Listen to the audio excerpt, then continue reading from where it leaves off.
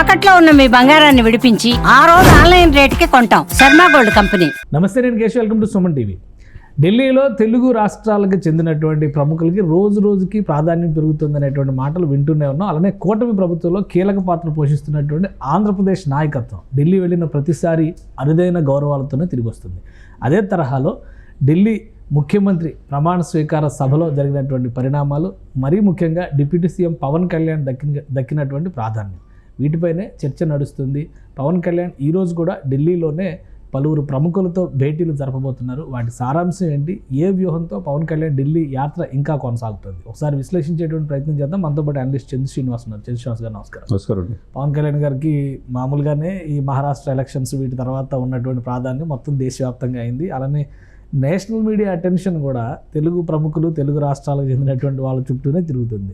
So వేదిక పైన ప్రధానితో జరిగినటువంటి సరదా సంభాషణ, తర్వాత పవన్ కళ్యాణ్ గారు ఇచ్చినటువంటి రిప్లై, ఇవన్నీ కూడా చాలా డిస్కషన్లో ఉన్నాయి. ఈ యాత్ర ముగిసిన తర్వాత కూడా పవన్ కళ్యాణ్ గారు అక్కడే ఉన్నారంటే బహుశా ఏదో ఉంది అనేటువంటి అభిప్రాయం వస్తుంది. ఏంటి ఇంకా ఢిల్లీ పర్యటన కొనసాగుతూ ఉండడానికి కారణం? ఇప్పుడు ఢిల్లీలో ఎప్పుడు లేని విధంగా కేశవ్ గారు ఒక తెలుగు వాళ్ళకి ఒక గౌరవం, ఆత్మగౌరవం ప్రతీకగా ఆ రోజు ఎన్టీ రామారావు గారు పోరాడి ఒక ప్రాంతీయ పార్టీ విజేత చేసినప్పుడు మనం చూసాం. ఆ తర్వాత పివి నరసింహారావు గారిని చూసాం. ఇప్పుడు సరైన సగౌరవం కూటమికి అటు చంద్రబాబు నాయుడు గారు కావచ్చు, పవన్ కళ్యాణ్ గారు కావచ్చు దక్కిందనేది మనం అనుకోవాలి. ఇప్పుడు అంతమంది వేదిక మీద ఉంటే రేఖా గుప్తా ప్రమాణ స్వీకారం పేరుకి ఉదయాన్నే పార్టీలను కలిశారు. జల్ జీవన్ మిషన్తో పాటు పోలవరం కోసం చర్చించారు. అఫీషియల్ మీటింగ్స్ ఉదయం జరిగిపోయింది.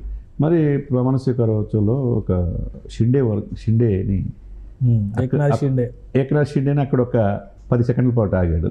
ఆ తర్వాత ఎక్కువ సమయం పవన్ కళ్యాణ్ గారి దగ్గర అంటే సరదా సంభాషణలో ఎప్పుడు కూడా ఈ వస్త్రాలతో ఉన్నావు, ఆధ్యాత్మికత ఉన్నావు, హిమాలయ వెళ్తావేంది అని అడిగాడని చెప్పి, దానికి చాలా టైం ఉంది, ఇంకా చేయాల్సింది చాలా ఉందని పవన్ గారు చెప్పినట్టు, అంటే ఒక అంత సరదాగా కూడా ఎప్పుడూ సీరియస్గా ఉండే మోదీ గారు, ప్రపంచ దేశాలు మనల్ని పొందే మోదీ గారు పవన్తో అది సెట్ అయింది. ఎందుకంటే మనం ఎలక్షన్ ముందు చూసాం, ఈ కూటమి ఏర్పడే ముందుగా ఉభయ తెలుగు రాష్ట్రాల నుంచి ఎన్డీఏకి ఆహ్వానం పలికిన ఏకైక వ్యక్తి పవన్ కళ్యాణ్. అప్పటికి ఆయన ఎమ్మెల్యే కాదు. దశాబ్దన్నర పోరాటం, జనసేన మరి ఉంటుందో లేదో, ఎన్ని స్థానాలు పోటీ చేస్తో లేదు తెలియదు, గెలుస్తుందో కూడా తెలియదు. అంటే అతనిలో ఉన్న స్పార్క్ అనేది ఆ రోజే మోదీ గారు గమనించారు.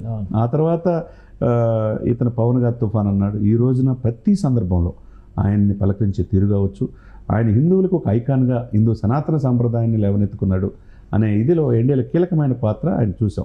ఆ రోజున ఎక్కడున్నాడు? లెఫ్ట్ సైడ్ ఉన్నాడు. ఆ రోజు చంద్రబాబు నాయుడు గారు కూటమిలో కలవాల, అప్పుడు లెఫ్ట్ సైడ్ ఉన్నాడు, ఇప్పుడు రైట్ సైడ్కి వచ్చాడు. మీరు గమనిస్తే ఆ ఫోటోలో ఆయన ప్రాధాన్యత రోజు రోజుకి ఎంత గ్రాఫ్ పెరుగుతుందో. ఎప్పుడు రాజకీయాల్లో ఆయన పదవి కావాలని కోరుకోవట్లా, డబ్బు యావనేది అసలు లేదు, ఉన్నదే ఖర్చు పెట్టే ఇది.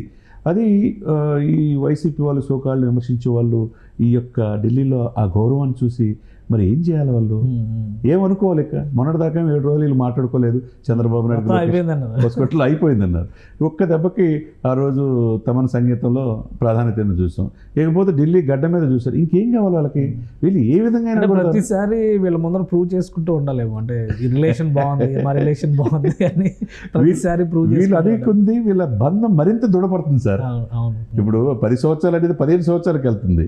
ఆయన కనుచూపు మేరలో ఆ అస్థిరత్వానికి ఇప్పుడు కోస్తా జిల్లాలో అంతంత మాత్రమే ఉంది. తన ఉనికిని కాపాడుకోవడానికి విజయవాడలో బట్టలు ఉడదీస్తాను పోలీసులను వంశీ అమాయకుడు అంటున్నాడు. ఇకపోతే గుంటూరులో రెచ్చగొట్టే ప్రసంగాల్లో కేసు కూడా నమోదు చేశారు. ఇక ఎప్పుడు లేని విధంగా దెబ్బ మీద దెబ్బ రాయలసీమలో పడుతుంది. ఉత్తరాంధ్రలో ఒక బొచ్చా తప్పితే ఎవరు కనపడుతుందా? ఇప్పుడు 3 ప్రాంతాల్లో ఈ పార్టీకి ఉంటుందా లేదా, ఉన్నవాళ్ళే జారుకుంటారనే పరిస్థితిలో ఏదో ఒక రకంగా ఈ పార్టీని ఒక రకంగా షర్మిల గారు సొంత సిస్టర్ అబ్బాయి పెళ్లికి వెళ్ళలేదు సార్. ఆయన చూడండి, అంటే వాళ్ళ మధ్య బెడ్స్ కొట్టినట్టు ఉన్నాయి. ఆయన వదిలిన బాణం ఆయన వైపే దూసుకెళ్తుంది.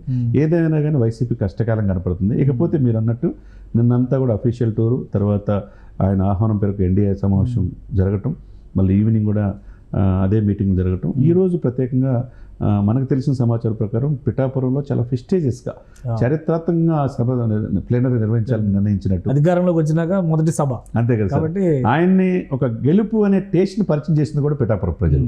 మరి అక్కడ కూడా ప్లేనరీ భారీ ఎత్తున 12, 13, 14 నిర్ణయించడం. మార్చి 12 తారీఖు ముఖ్య అతిథుల్ని, పార్టీలకు అతీతంగా ముఖ్య అతిథుల్ని ఆయన శ్రేయోభిలాషులు, కూటమి మిత్రులు వస్తారు. కూటమి మిత్రులు డెఫినెట్గా వస్తారు.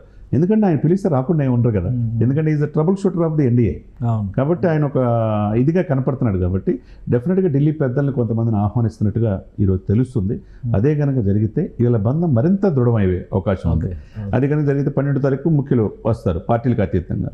13వ తారీఖు కీలకమైన అన్ని జిల్లాల అధ్యక్షులు కావచ్చు, క్రియాశీల కార్యకర్తలు కావచ్చు సమావేశం, పార్టీ నిర్మాణం తీర్మానాలు అవన్నీ ఉంటాయి. ఇకపోతే 14వ తారీఖు దాదాపు 10 నుంచి 15 లక్షల మందితో చరిత్రలో కనీ విని ఎరిగిన రీతిలో బహిరంగ సభ పెట్టాలని, తనకు తాను ప్రూవ్ చేసుకోవాలని, భవిష్యత్తులో ఏ విధంగా జనసేన ఆవిర్భవించబోతుంది అనేది ప్రజలకు తెలియజేయాలనే ఉద్దేశంతో ఆయన ఉన్నట్టుగా స్పష్టంగా తెలుస్తుంది. ఓకే, అంటే ఇప్పుడు ఢిల్లీ యాత్రలో ప్రముఖులకి ఇన్విటేషన్ కోసమే ఆయన ఈరోజు అపాయింట్మెంట్స్ పెట్టుకున్నారు. అంతే కదండి, ఎవరైనా ఏ పార్టీ అయినా తన పార్టీ మనుగడ కావాలని కోరుకుంటారు. ఆ రోజున ప్రజారాజ్యం కాంగ్రెస్లు మెర్చైనప్పుడు తనకిష్టంలే అలానే విభేదించాడు. ఒక రకంగా దశాబ్దన్నర పోరాటం, ఈ పార్టీని 100% సక్సెస్ రేట్ కూడా ఈ దేశంలో ఏ పార్టీకి లేని విధంగా చూపించాడు. మరి ఆ సక్సెస్ని ఆ 21 సీట్లకే పరిమితం చేస్తాడంటే లేదు. రేపు ఏదైనా జరగవచ్చు. ఈ 175 స్థానాలు 225 కావచ్చు, రేపు 21 స్థానాలు, రేపు 100 స్థానాలు పోటీ చేయొచ్చు. ఏదైనా కానీ పార్టీ ఉనికిని గ్రాస్ రూట్ లెవెల్లో తీసుకెళ్ళాలి కదా. సంస్థాగతంగా అయితే పార్టీ పైన ఫోకస్ 100% సంస్థ. ఎవరిని ఇన్వైట్ చేసే అవకాశం ఉండొచ్చు ఈ సభకి సంబంధించి? పార్టీ ప్రతినిధులుగా అంటే బీజేపీ నాయకులు, పెద్ద బీజేపీ అధ్యక్షులుగా ఉన్నవాళ్ళు కానీ ఇట్లా రావడం, వివిధ రాష్ట్రాల ముఖ్యమంత్రులు కూడా ఉన్నారు. అలా ఎవరిని పిలిచేటువంటి స్కోప్ ఉండొచ్చు. సరే, ఇప్పుడు ఆయన అత్యంత ప్రభావితమైన ఒక 5గురు తీసుకుంటే ఆఫ్టర్ మోదీ, అమిత్ షా, యోగి ఆదిత్యనాథ్, అస్సాం, హిమంత బిశ్వ శర్మ, గడ్కరీ, ఇటువంటి ప్రముఖులంతా మనకు కనపడుతుంటారు. వీళ్ళల్లో ఎవరిని పిలిచినా పవన్ కళ్యాణ్ గారు పిలిచారంటే ఆ రోజు కూటమి కూడా ఆంధ్రప్రదేశ్లో ఉంది కాబట్టి ఆయన సొంత పార్టీ నేతగా 21 స్థానాలు గెలవడానికి కీలకమైన పాత్ర వహించాడు, టీడీపీని కూడా కలిపి. ఆ వ్యక్తికి మనం వెళ్ళకపోతే ఎట్లా అనే భావనలో ఉంటారు తప్పితే ఎవరు పిలిచినా వచ్చే అవకాశం స్పష్టంగా కనపడుతుంది అనమాట. చూడాలి ఎవరు వస్తారనేది. థ్యాంక్ యూ చంద్ర శ్రీనివాస్ గారు. ఇది పవన్ కళ్యాణ్ ఒక మాస్టర్ ప్లాన్ వేశారు. పిఠాపురం ప్లేనరీ కోసం ప్రత్యేకమైన ఏర్పాట్లు చేస్తున్నారు. బీజేపీ జాతీయ నాయకులు అలానే ఎన్డీఏలో ఉన్నటువంటి కొంతమంది కీలక నాయకుల్ని పిఠాపురం ప్లేనరీకి ఇన్వైట్ చేసేటువంటి అవకాశాలు ఉన్నాయి. ఇందులో భాగంగానే ఆయన ఢిల్లీ యాత్ర కొనసాగుతుంది. ప్రధానితో ఆయన అనుబంధం రోజు రోజుకి బలపడుతుంది. అదేవిధంగా పార్టీ కూడా రాబోయే రోజుల్లో ఆంధ్రప్రదేశ్లో, తెలంగాణలో మరింత బలోపేతం అయ్యే అవకాశాలు ఉన్నాయని చంద్ర శ్రీనివాస్ గారు విశ్లేషిస్తున్నారు. ఇది special discussion. Keep watching. Suman టీవీలో మీ పర్సనల్ అండ్ బిజినెస్ ప్రమోషన్స్ కోసం కింది నెంబర్కి కాంటాక్ట్ చేయండి.